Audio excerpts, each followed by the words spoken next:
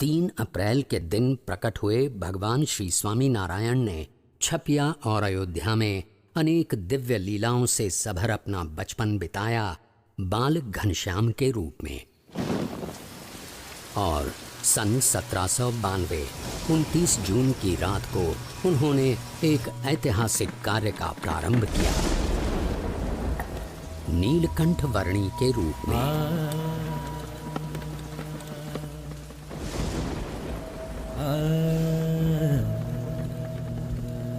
इस संसार के सारे बंधनों को त्याग कर अनंत जीवों के कल्याण के द्वार खोलने के लिए नीलकंठ वर्णी चल पड़े एक अद्वितीय कल्याण यात्रा पर।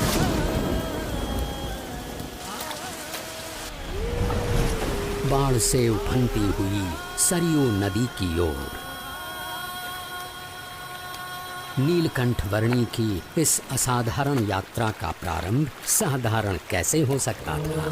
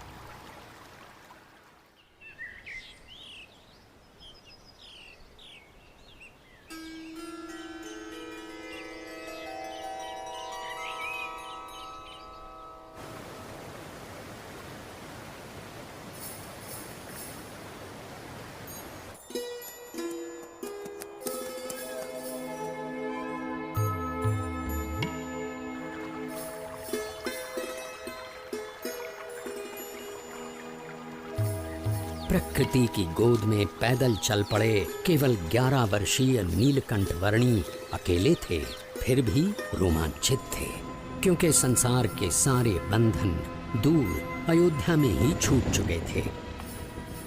जैसे जल की बूंदें जल में ही मिलकर रह जाती हैं, वैसे ही वे मुमुक्षुओं के बीच रहना चाहते थे। और अब तो उनके चरण भी मुक्त थे, हर उस जगह तक जाने के लिए जहां वे जाना चाहते थे।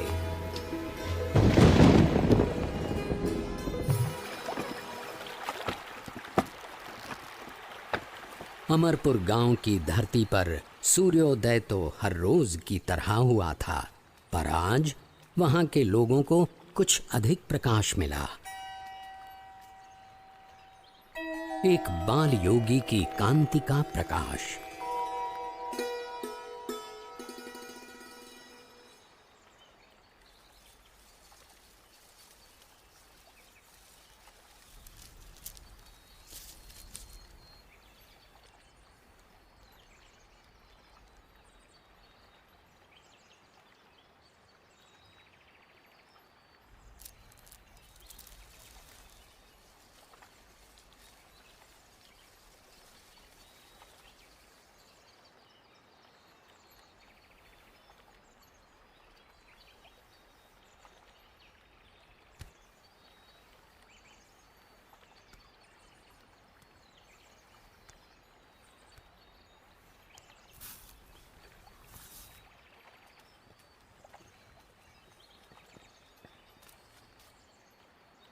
प्रसाद के लिए धन्यवाद। अब मुझे आगे जाने की अनुमति दीजिए। बालयोगी, अगर आप लंबी यात्रा करके आए हैं तो आज के दिन यहीं रुककर विश्राम करके जाइए। अभी तो मेरी यात्रा आरंभ हुई है और मुझे बहुत लंबी दूरी तय करनी है। जैसा आप उचित समझे।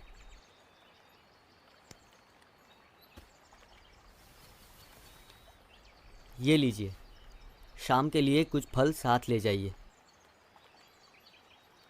सुबह शाम की चिंता करनी होती तो संसार का त्याग ही क्यों करता। जो जीवन के अगले पल देंगे वे ही पल पल के लिए सब कुछ देंगे।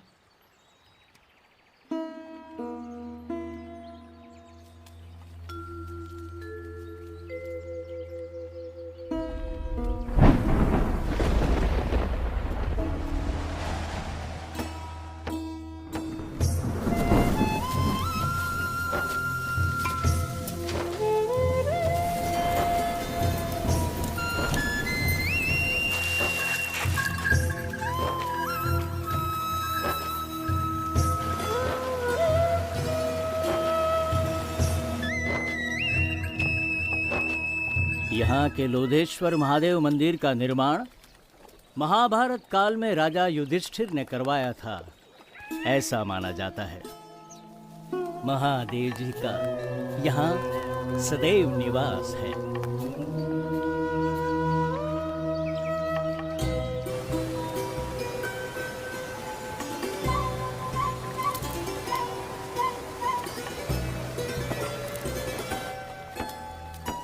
निडर, निशंक और निश्चल गति से अविरत यात्रा कर रहे नीलकंठ वर्णी की जीवन शैली एक योगी की परिभाषा को जैसे उन्नत कर रही थी। जो कुछ भी भोजन मिले उससे निर्वाह कर लेना उनकी आदत बन चुकी थी। एक ब्रह्मचारी की तरह आसन मुद्रा में ही निद्राधीन होना उनका नियम बन चुका था और मुमुक्षुओं की खोज में चलते रहना उनका नित्य क्रम।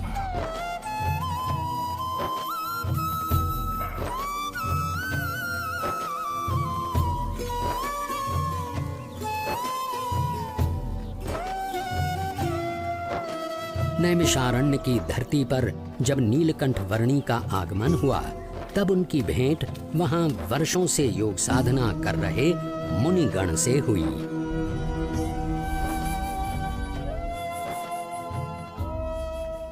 आपकी उपस्थिति से ही प्रतीत हो गया कि हमारी वर्षों की योग साधना सार्थक हो गई, अर्थपूर्ण हो गई। योग साधना की अर्थपूर्णता तब होती है जब योगी ब्राह्मी स्थिति को प्राप्त कर प्रत्यक्ष परब्रह्म में जुड़ जाए, ऐसा भगवद गीता में कहा गया है।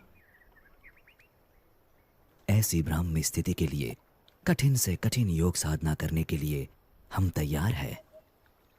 उसके लिए सर्वप्रथम अपनी आत्मा, ब्रह्म और परब्रह्म के स्वरूपों की भिन्नता को यथार्थ रूप में समझना आवश्यक है।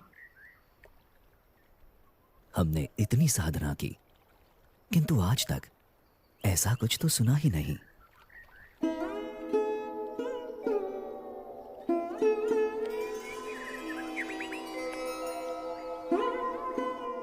बाल योगी, आपके विचारों में कुछ नवीनता है। हमारी अभिलाषा है कि आप सदैव हमारे साथ यहीं रहें। वैसे भी इस नैमिषारण्य से अच्छा स्थान इस पृथ्वी पर कहीं नहीं है। ऋषिवर, जहाँ भी भगवान या उनके सच्चे ब्रह्म स्वरूप सतपुरुष की निश्रा है, वैसा हर एक स्थान नैमिषारण्य तीर्थ के समान ही है। नैमिषारण्य से चल पड़े नीलकंठ वर्णी सहजापुर आ पहुंचे।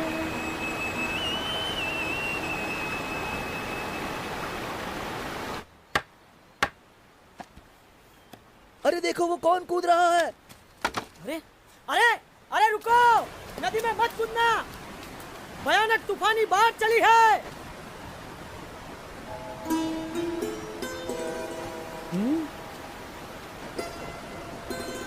अरे कूदे तो मर जाओगे, वापस आओ, रुक जाओ, ठहरो, मर जाओगे। कहाँ गया? लगता है पानी के भंवरों ने उसे खींच लिया, डुबो दिया। इतनी भयानक बाढ़, उसका जीवित रहना असंभव। मर गया बेचारा।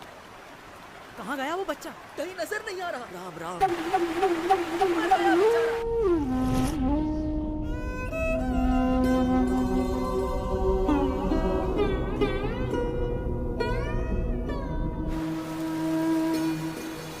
कहीं नजर नहीं आ रहा। पानी के भंवरों ने उसे खींच लिया। राम राम।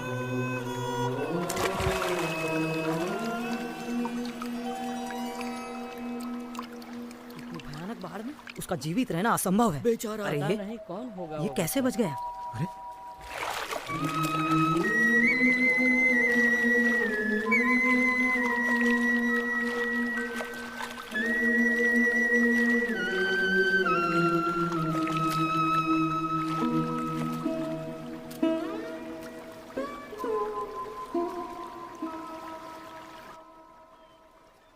आप इतनी सहजता से इतनी तूफानी बाढ़ में कैसे कूद गए?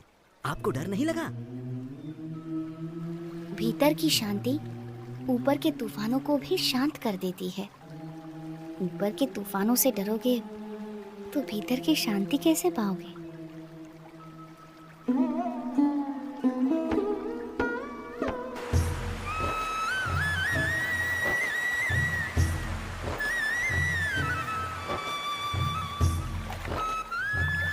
नीलकंठ वर्णी के निरंतर अथक रूप से चलते चरण उन्हें जहां भी ले जाते थे वहां कोई न कोई किसी न किसी रूप में उनसे जुड़ जाता था। बरेली गांव में भी कुछ ऐसा ही हुआ।